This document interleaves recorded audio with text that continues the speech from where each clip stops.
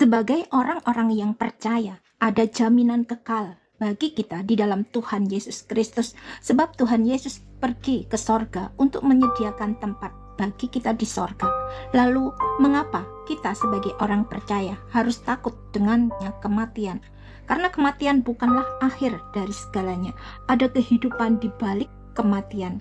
Inilah yang Allah sediakan bagi kita, orang-orang yang percaya. Sebab upah dosa ialah maut, tetapi karunia Allah ialah hidup yang kekal dalam Kristus Yesus Tuhan kita. Karunia Allah adalah pemberian Allah secara cuma-cuma, secara gratis, tanpa kita harus membayar. Tetapi yang perlu kita lakukan adalah kita harus menerimanya dengan iman percaya kita kepada Allah. Sebab kalau kita harus membayar apa yang menjadi pemberian Allah, maka itu bukan lagi kasih karunia, tetapi pembelian. Karena semua orang telah berbuat dosa dan kehilangan kemuliaan Allah, dan oleh anugerahnya telah dibenarkan dengan cuma-cuma melalui penebusan dalam Kristus Yesus. Sebab karena anugerah kamu diselamatkan oleh iman, itu bukan hasil usahamu, tetapi pemberian Allah. Itu bukan hasil pekerjaanmu, supaya tidak ada orang yang memegahkan diri. Tetapi manusiawi kita seringkali ingin berbuat sesuatu yang lebih untuk kita melengkapi karya Kristus di atas kayu salib. Padahal Tuhan Yesus sudah berkata sebelum kematiannya di atas kayu salib, Tuhan Yesus berkata, sudah selesai.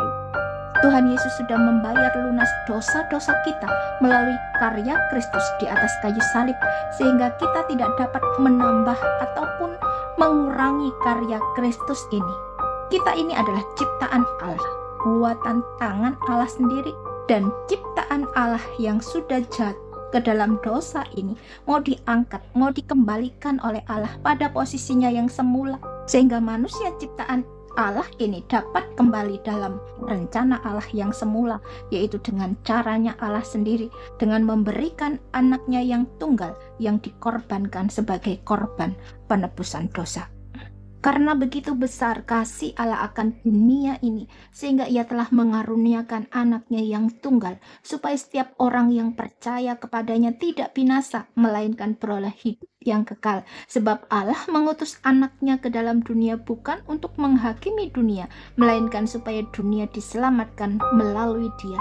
Siapa yang percaya kepadanya, ia tidak akan dihukum. Siapa yang tidak percaya, ia telah berada di bawah hukuman, sebab ia tidak percaya dalam nama Anak Tunggal Allah.